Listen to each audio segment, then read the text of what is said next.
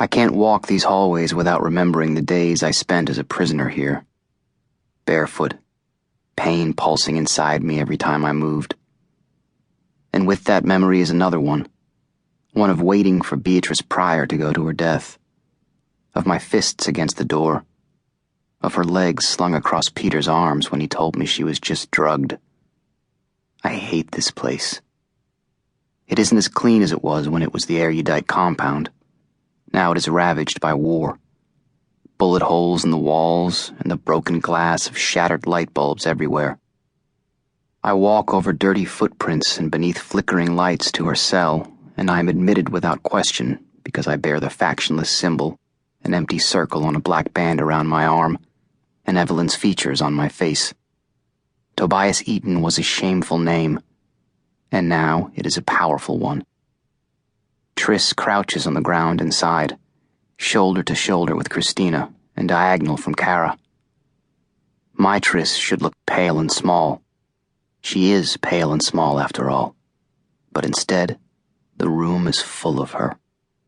Her round eyes find mine and she is on her feet, her arms wound tightly around my waist and her face against my chest.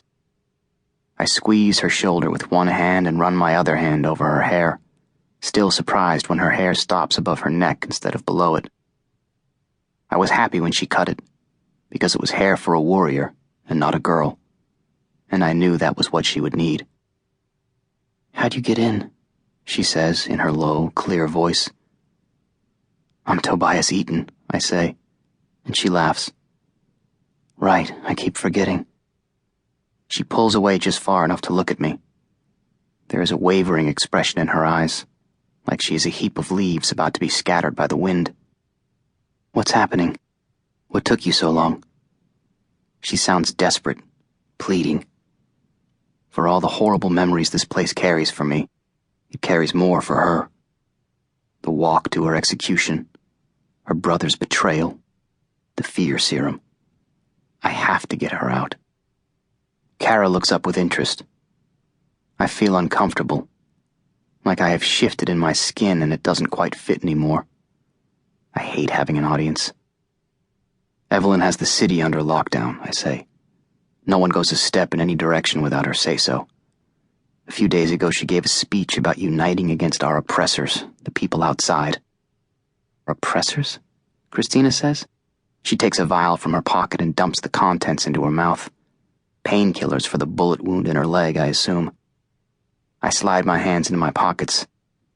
"Evelyn, and a lot of people actually, think we shouldn't leave the city just to help a bunch of people who shoved us in here so they could use us later.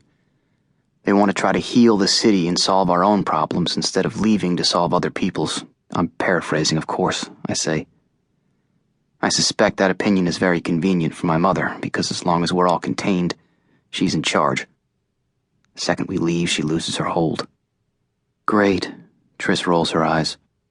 "Of course she would choose the most selfish route possible." "She has a point." Christina wraps her fingers around the vial.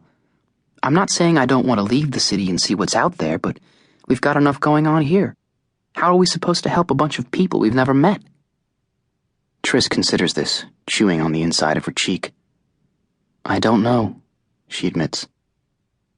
My watch reads 3 o'clock. I've been here too long. Long enough to make Evelyn suspicious. I told her I came to break things off with Triss, that it wouldn't take much time.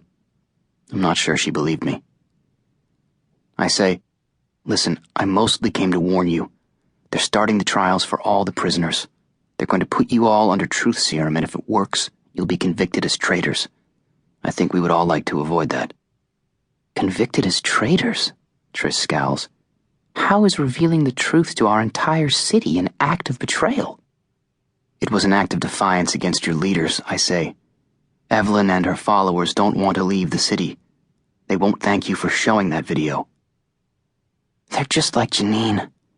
She makes a fitful gesture like she wants to hit something, but there's nothing available. Ready to do anything to stifle the truth. And for what? To be kings of their tiny little world? It's ridiculous. I don't want to say so, but part of me agrees with my mother.